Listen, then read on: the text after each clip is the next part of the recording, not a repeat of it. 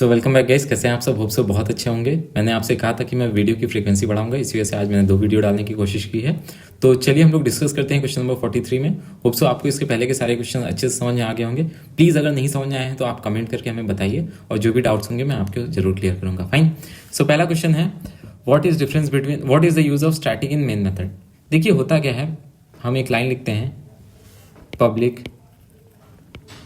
Static, उसके बाद क्या लिखते हैं, वॉइड मेन। मेन मेथड एक फंक्शन होता है जहां से प्रोग्राम का क्या होता है, एग्जीक्यूशन स्टार्ट होता है। मेन इज समथिंग जहां से प्रोग्राम का हमारा एग्जीक्यूशन जो होता है वो स्टार्ट होता है। स्टैटिक कीवर्ड क्या होता है? स्टैटिक कीवर्ड क्लास के मेंबर्स को डिफाइन करने के लिए यूज़ किया जाता है। ठीक है, इसके पहले भी 2-3 बार ये वर्ड आ चुका है। क्लास के मेंबर्स को डिफाइन करने के लिए स्टैटिक कीवर्ड यूज़ किया जाता है। और दूसरी इंपॉर्टेंट बात ये होती है कि ऑब्जेक्ट इस केस में क्रिएट करना पड़ता नहीं है। तो क्या होता है, इसी वजह से यहाँ पे हम स्टैटिक लगाते हैं, सो दैट कंप्यूटर को आपको कोई दिक्कत ना हो इस मेन मेथड को एग्जीक्यूट कराने में। क्यों? क्योंकि अगर हम यहाँ पे नॉन स्टैटिक लिखते हैं, दैट मीन्स अगर स्टैटिक नहीं लगाते तो यहाँ पे ऑब्जेक्ट क्रिएट करने की नीड होती है, यहाँ पे ऑब्जेक्ट हमें क्रिएट करना पड़ता है। फाइन। सो पहले क्वेश्चन का आप आंसर क्या लिख सकते हो? Static keyword is in main method we use static keyword as the program execution start with main method, and to avoid the creation of object we use it as the static method. Fine. So हमें simple सा है कि उसके अंदर object नहीं बनाना पड़े। State the difference between equal to and double equal to. बात समझिएगा, ए इक्वल टू हमने बी लिखा तो इसका मतलब क्या होगा, बी की वैल्यू ए में गई। या एग्जांपल दूसरा लेते हैं, ए इक्वल टू 5, दैट मीन्स 5 की वैल्यू किस में गई, ए में गई। और यहीं पे ए इज इक्वल टू 5 लिखते हैं तो क्या होता है, ये कंपैरिजन होता है। इक्वल टू जो सिंगल इक्वल टू आपका दिया गया है उस पर आप क्या लिख दोगे, इट इज एन असाइनमेंट। ठीक है, ये किसका काम करता है, असाइनमेंट का, आपका असाइन करता है ये वैल्यू। ठीक है, ये आपकी वैल्यू असाइन करता है from left hand side, from right hand side to left hand side. ठीक है, ए इक्वल टू बी लिखा, दैट मींस बी की वैल्यू ए में चली गई। A equal to 5, equal to क्या होता है, इट्स अ रिलेशनल ऑपरेटर। ये क्या है आपका, रिलेशनल ऑपरेटर है। रिलेशनल ऑपरेटर क्या होते हैं, रिलेशन दिखाते हैं। Equal to, not equal to, double, उसके बाद फिर आपका less than, equal to, greater than, equal to. तो उसी तरीके से डबल इक्वल टू क्या होता है, कंपैरिजन कराता है। तो आप पहला क्या लिख सकते हो, इट इज एन असाइनमेंट, और दूसरे में क्या लिख सकते हो, it is a relational operator. पहले में it stores the value of left right hand side to left hand side, it compares the first value to the second one. Fine. And तीसरा अगर आप एग्जांपल लिखना चाहो तो ये आप लिख सकते हो। फाइन, कोई इशू यहाँ पे। अगला है, what is difference between slash and modulus. देखिए 2 तरीके के साइन आपके सामने हैं, एक ये है और एक ये है। ठीक है, तो अगर बात करें इसका तो ये क्या होता है, हमें क्वोशिएंट देता है। ये क्या, डिवाइड का साइन हमें क्या देता है, क्वोशिएंट देता है। और ये क्या देता है, हमें रिमाइंडर देता है। मतलब 10 डिवाइडेड बाई 3 लिखा होगा। अगर क्या लिखा होगा आपका, 10 डिवाइडेड बाई 3, तो 3 3 इज 9 और रिमाइंडर बचा 1। तो हमने लिखा a mod 3, तो क्या देगा, ये देगा आउटपुट 1। और अगर यहीं पे a डिवाइड 3 लिखा था तो यहाँ पे आउटपुट 3 आता। फाइन। सो ये क्वोशिएंट देगा, ये क्या देगा, रिमाइंडर देगा। अगले क्वेश्चन की तरफ मूव करते हैं। अगला है, show the use of logical operator and with an example. अगर बात करते हैं लॉजिकल ऑपरेटर एंड की, ये जो आपका एंड होता है ये क्या करता है, एक वैल्यू ए है, ए की जो ट्रू टेबल की वैल्यू 0 0 1 1, बी की मान लेते हैं 0 1 0 1। तो ए एंड अगर बी लिखा हुआ है, एक सेकेंड, फाइन, सो ये एंड लिखा हुआ है, तो अब होगा क्या, ये आपका अगर बाइनरी के फॉर्म में बात करते हैं तो ये चेक करेगा क्या, if all the conditions are true, या फिर कह सकते हैं if all the values, condition की जगह आप क्या लिख सकते हो, वैल्यूज आर ट्रू, तो output will be true, else false. Simple सा कंसेप्ट है। 0 0 है तो आउटपुट 0 आ जाएगा, कोई एक 0 है तो भी आउटपुट 0, एक कोई 0 है तो आउटपुट 0, यहाँ पे 1। सो क्या होगा, आप इसका यूज में क्या लिख दोगे, आपने यूज तो दिखाई दिया यहाँ पे। फाइन। और अगला क्या चीज लिखोगे, logical operator and gives output 0 when any of the input is false and returns true if all the inputs are true. Fine. अगले क्वेश्चन की तरफ बढ़ते हैं। किसी भी क्वेश्चन में डाउट होगा तो प्लीज आप नीचे कमेंट करके बताइएगा। अगले क्वेश्चन की तरफ मूव करते हैं। तो पहला क्वेश्चन क्या है आपका, if m is equal to 5, n is equal to 5, आपको यहाँ पे आउटपुट बताना। आउटपुट वाले क्वेश्चन के ऊपर मैं बता दे रहा हूँ कैसे होगा, एक सेकेंड। सो यहाँ पे देखते हैं, m की वैल्यू क्या दी गई है आपकी, m की वैल्यू है 5, n की वैल्यू है 5। फाइन।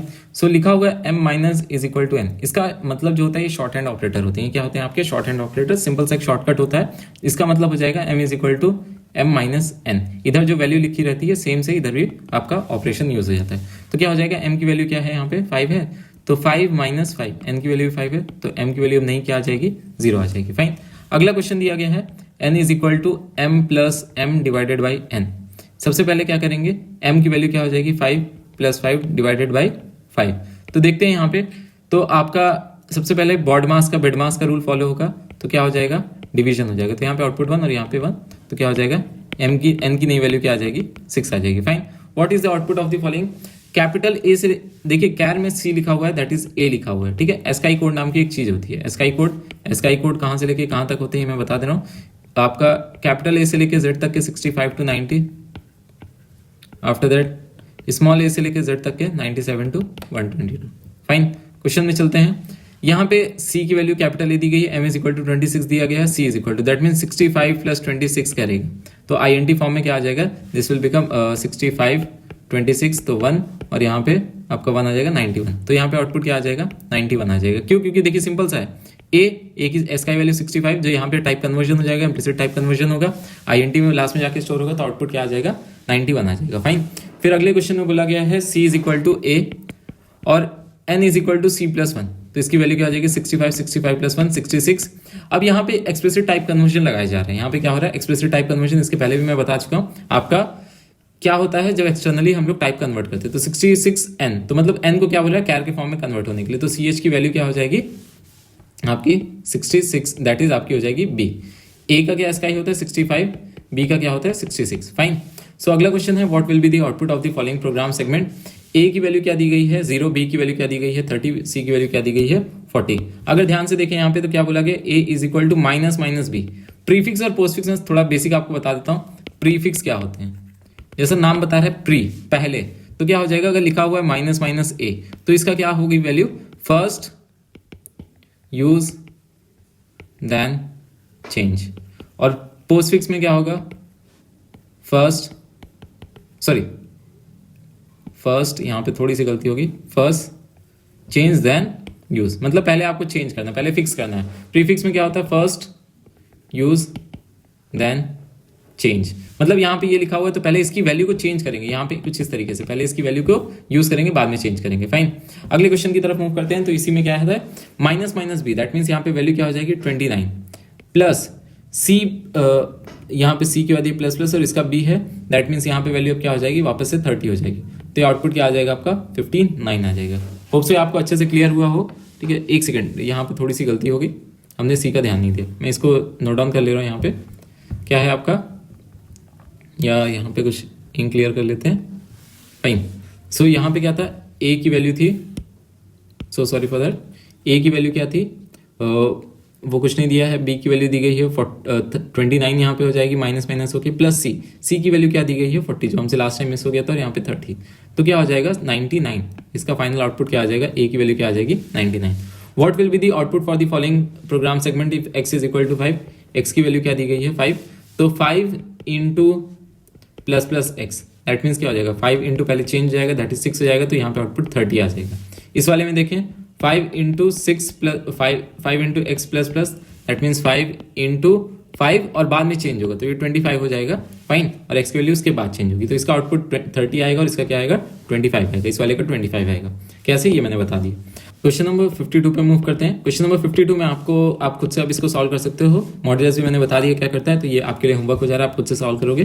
फिर बढ़ते हैं क्वेश्चन नंबर 53 की तरफ। 53 के अंदर अगर हम लोग बात करें तो क्या दिया गया है, z is equal to, z की वैल्यू कितनी दी गई थी 14, यहाँ पे y, फाइन, y की वैल्यू कितनी दी गई है, z की वैल्यू के आगे निकालना है, y की वैल्यू दी गई है हमारे पास, तो y की वैल्यू कितनी है 14 है। अगर यहाँ पे ध्यान से देखें तो पहले क्या हो जाएगा 15 हो जाएगा इंटू y माइनस माइनस, तो माइनस माइनस होगा। सबसे पहले हम लोग यहाँ पे एक गलती होगी, सबसे पहले हम ब्रैकेट के अंदर जाएंगे। फाइन, सो ब्रैकेट के अंदर जाएंगे तो क्या हो जाएगा plus plus y into Y minus minus, that means यहाँ पे 14 यूज होगा, लेकिन नेक्स्ट टाइम के लिए वैल्यू क्या हो जाएगी 13 हो चुकी होगी, और 13 के बाद ही यहाँ पे उससे पहले ही प्रीफिक्स आ गया, दैट मीन्स और वैल्यू क्या होगी 12 होगी। फाइन, सो अब उसके बाद क्या होगा, इसको सॉल्व करेंगे तो क्या आ जाएगा हमारे सामने y और यहाँ पे 36 आ जाएगा, 26 आ जाएगा, सो सॉरी 26 आ जाएगा। अगर यहाँ पे देखें तो y की वैल्यू बैक एंड में क्या है 12 है, और अब क्या है यहाँ पे इंटू कराने के लिए बोला गया, तो y की वैल्यू 11 इंटू 26 हो जाएगी। अब क्या हो जाएगी 11 इंटू सॉरी प्लस प्लस है, दैट मीन्स 13 हो जाएगा। यहाँ पे क्या आ जाएगा आपका 13 आ जाएगा, 13 इंटू 26। तो इसका आप आउटपुट निकाल लीजिए। अगला क्वेश्चन है आपका 54, अभी मैंने बता दिया है कि कैसे होता है, तो होप सो इसको आप अच्छे से कर लोगे खुद से। इसके बाद वाले क्वेश्चन में भी वही सेम चीज़ है, आप इसको कर लोगे। और ये 3 से 4 क्वेश्चन जो है आपके होमवर्क हैं, आप इसको सब खुद से ट्राई करके रखेंगे। उसके बाद कोई भी दिक्कत होती है, कोई भी डाउट होता है तो आप कमेंट करके बताओगे। और मैं आपसे रिक्वेस्ट करूंगा कि आगे जो भी शीट के अंदर क्वेश्चन दिए गए हैं, ऑलरेडी हमारी वेबसाइट के ऊपर शीट पड़ी हुई, तो आप क्वेश्चन पहले से थोड़ा सा लगा के रखे रहा करिए, सो दैट आपको इतनी प्रॉब्लम ना हो। और ये आप फटाफट करके इसको एक बार 10 मिनट का वीडियो जो है 1.25 पे भी आप करके इसको फटाफट करके आप एक बार खत्म कर सकते हो और अपना क्वेश्चन को सारे को क्रॉस चेक कर सकते हो। और कोई भी डाउट होगा तो आप पूछ सकते हो। बाकी कोई भी दिक्कत होती है तो प्लीज आप नीचे कमेंट करके बताइए। So fine, all the best, thank you.